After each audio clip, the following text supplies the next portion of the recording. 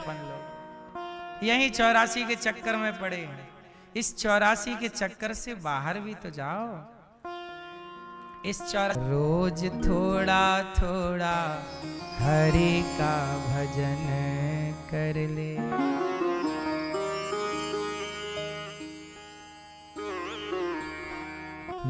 मुक्ति का कोई तू जतन कर ले, मुक्ति का कोई तू जतन कर ले। रोज थोड़ा थोड़ा हरि का भजन कर ले। संगत कर अच्छे लोगों की, दवा मिल जाएगी सभी रोगों की।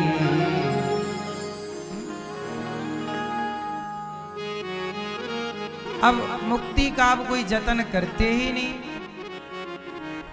भक्ति करेगा तो बड़ा ही सुख पाएगा, भक्ति से आत्मा का मैल छूट जाएगा। आत्मा के साथ साथ मन कर ले, आत्मा के साथ साथ मन कर ले। रोज थोड़ा थोड़ा हरि का भजन कर ले। मुक्ति जरूर पाइए, तब तो आना नहीं काय कवाए, तो तैयारी थोड़ी कर लो। भरत जी महाराज मृग बन के आ गए। यमराज जी बोले वापस आओ मृग बन के। मैया आप अगले जन्म में क्या बन के आओगी? आओगी? वैसे आप 84 कोस की परिक्रमा लगा रहे हैं तो 84 लाख योनियों से मुक्ति तो होगी ही होगी। इसलिए जो बंधन में रहना चाहे, देखो हम तो चले, अब आप रहो तो फिर भोगो 84 का चक्कर। कबीरदास जी कह रहे, चलती चक्की देख कर दिया कबीरा रोए, चलती चक्की देख कर दिया कबीरा रोए। दो पाटन के बीच में साबुत बचाना, सब पिस रहे हैं। दो पहिए हैं, जन्म और मृत्यु के पहिए में सब पिस रहे। जन्म मृत्यु पुनरपि जननम पुनरपि मृत्यु। बचना है तो क्या करो? चलती चक्की चलने दे, पिस पिस आटा होए और कीले माही जो रहे सो बाल न बांका। चक्की के बीच में कील होती है, उसमें दाना चला गया तो कितना भी चक्की चले वो दाना नहीं पिसता जो एक कील के पास है। जो एक हरि की शरण में है वो 84 के चक्कर में ना पिसेगा। इसलिए कहता हूं भगवान की शरण ग्रहण करो। क्यों मैया? आप बिल्कुल भी संसार में मन ना रहे आपका, जगत से पूर्ण विरक्ति हो। जगत से पूरी क्या हो? क्या हो? एक टाइम बाद की बात कर रहा हूं, जब बेटी बेटों का विवाह हो जाए तो विरक्ति पूरी हो। अभी बेटा बेटियों का विवाह नहीं हुआ, बच्चे छोटे हैं, तो थोड़ा संसार में व्यवहार में रहना, रुचि संसार में है, ठीक है थोड़ा, पर रहते हुए भी ये याद रखना है कि ये सदा का सिस्टम नहीं है। हमारा भला किसमें है? कौन हमारा भला करेगा? किससे हमारा भला होगा?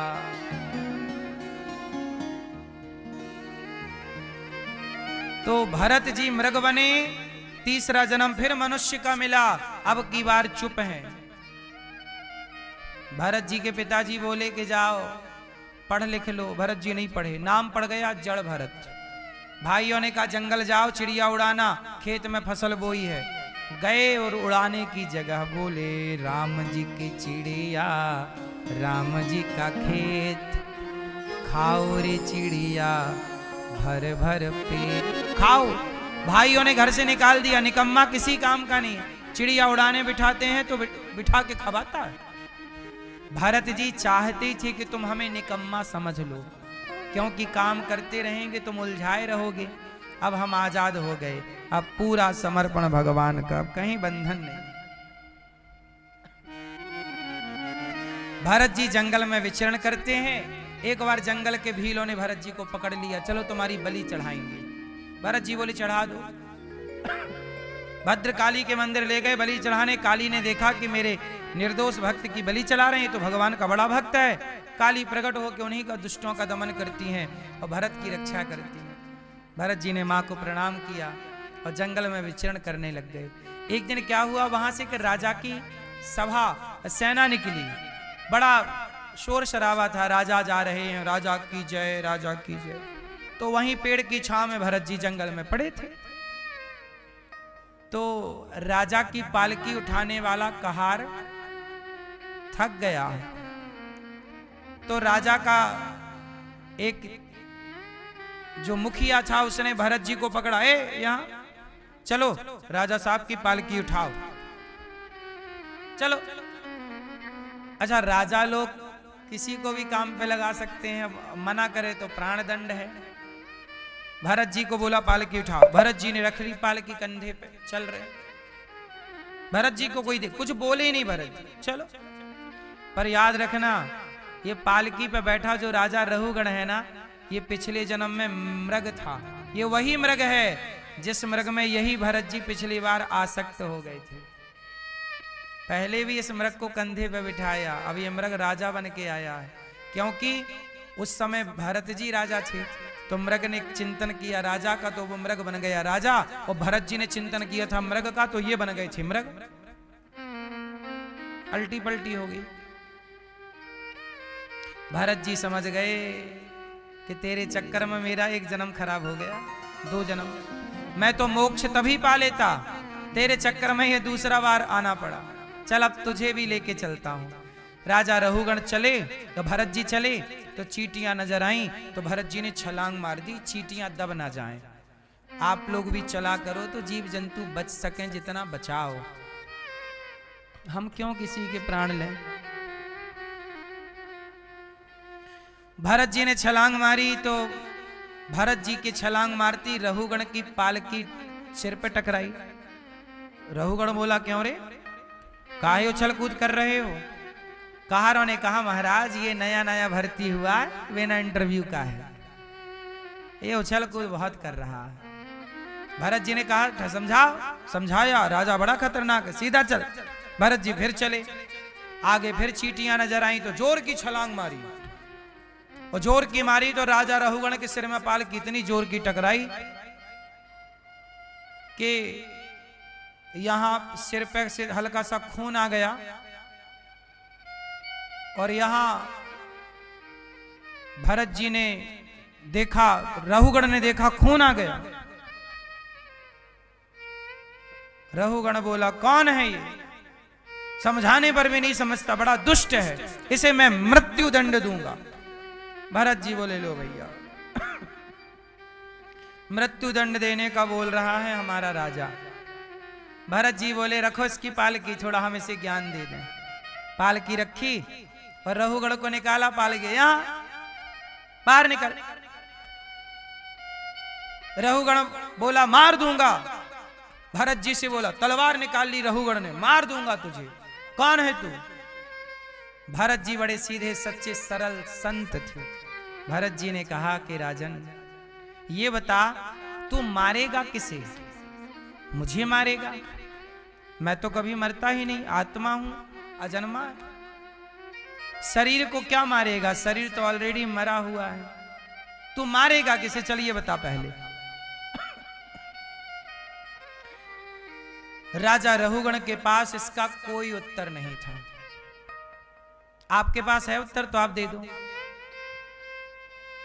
कौन मरता है, शरीर मरता है कि आत्मा मरती है, आप मरते हैं, आप मरते हो कि नहीं मरते हो, जोर से, जोर से। आप मरते हैं, तो जो नहीं मरता वो कौन है?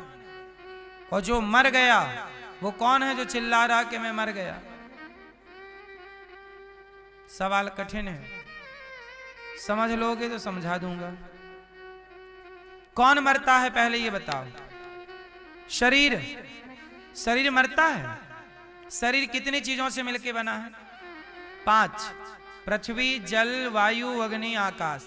और ये 5 चीजें 5 में समाती हैं। जब आपकी चिता पे आग लगती है तो आपका जल तत्व जल में चला गया, वायु तत्व वायु में, अग्नि तत्व अग्नि में, आकाश तत्व आकाश में।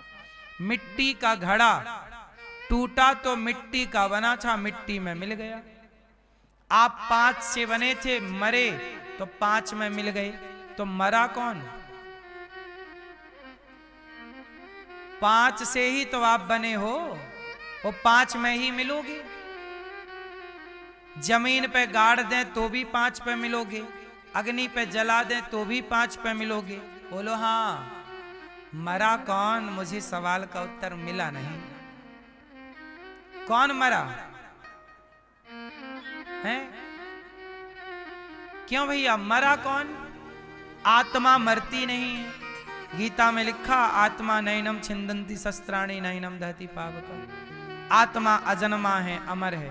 आत्मा कभी मरती नहीं। शरीर 5 चीजों से मिलकर बना, 5 में समा गया। सवाल फिर खड़ा है, मरा कौन? कौन मरा? मन। माया मरी ना मन मरा, मर मर गया शरीर। आशा तृष्णा ना मरी, कह गए दास कबीर। मन कभी नहीं मरता। कौन मरा है? कौन मरा?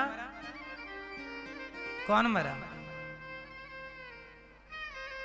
अहम अभिमान मरा। अभिमान कहां मरा? आज भी लोगों के भीतर अभिमान है, आने और भी लोग आएंगे उनके भीतर भी अभिमान रहेगा। मरते समय भी मरने वाला का अभिमान कहां टूटता है? अभिमान लेके पूरा होता है। कौन मरा? कौन मरा? सुनो, एक्चुअली सच्चाई ये है कि मरता कोई नहीं है। कोई मरता ही नहीं है।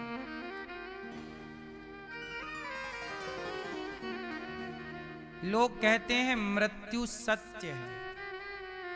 ये दास कहता है कि मृत्यु झूठ है। कोई मरता ही नहीं है। हाँ, 5 चीजों से मिलकर आप बने हैं और 5 में आप समा जाएंगे। यदि इस प्रोसेस को आप मरना कहते हैं तो आप कहते रहिए। घड़ा मिट्टी से बना, बोलो हाँ। वो घड़ा टूटा तो घड़ा मरा कि घड़ा मिला?